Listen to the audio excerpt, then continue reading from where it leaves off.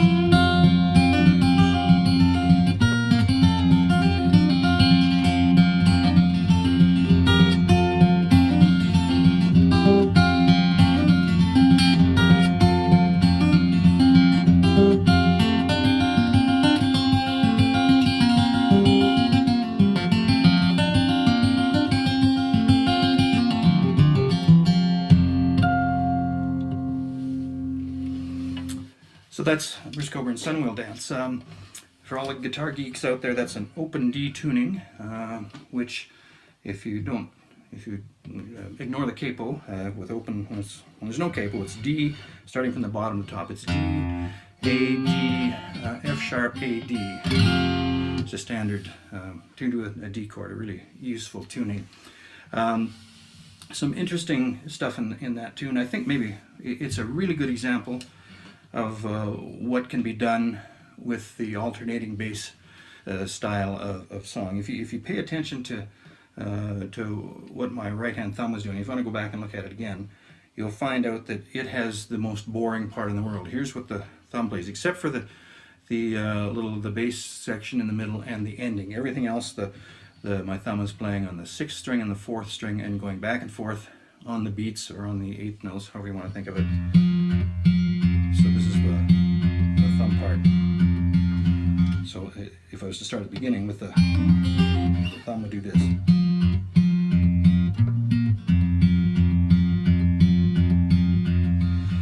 It's pretty boring. So there's some deception that goes on in this song and in a lot of sort of alternating bass style tunes, and that's because what's really happening most of the time is two pretty simple things going on simultaneously. So that's the boring bass part.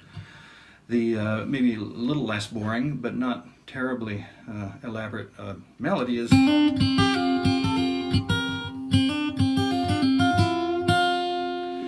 So on their own, none of those are all that interesting, but together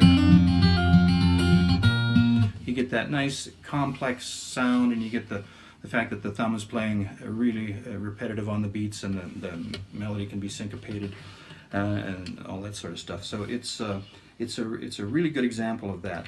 I'm probably going to put up a little tutorial on this alternating bass style, maybe at some point before very long. If you're interested, you might want to have a look at that. One of the things about this song is I heard Bruce Cockburn play this at a coffee house in Edmonton in the basement of a church in, I believe it was summer of 1971. And I was 18 or 19 years old at the time and was playing guitar, And when I heard the things he was doing with the guitar, which I had never heard anybody else do before, it was really inspiring, and it was one of those sort of life-changing events for me. So he played this song, and this is probably of all the things he played, this is what I was most taken with. I had to wait, at that point he had one record out, I had to wait for 2 more albums to come out before this was on it. And then to learn the song, I was just completely determined I was going to learn to play this thing. And what we had to do in the old days, some of you remember and some of you won't, is that these came on records, on vinyl records, and most every turntable at that point had different speeds. It had 33 for albums and 45 speed for singles, and it also had 16.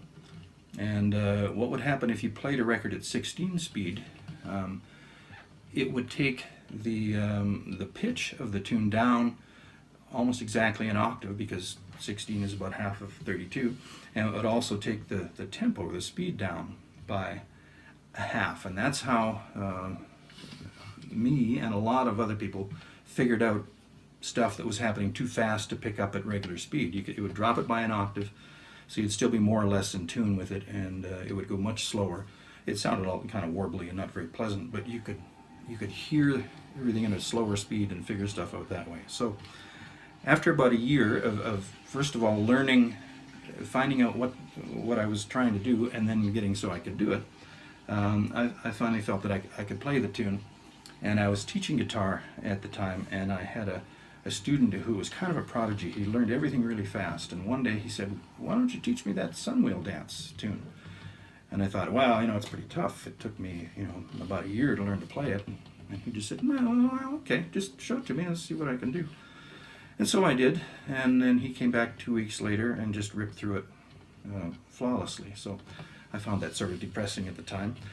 But anyway, I think it's a neat style of tune, and lots of fun. So I hope you've enjoyed this, and go ahead and like or subscribe or share or do all that Facebooky, YouTubey stuff. And I'll be back again with something else soon. Thanks.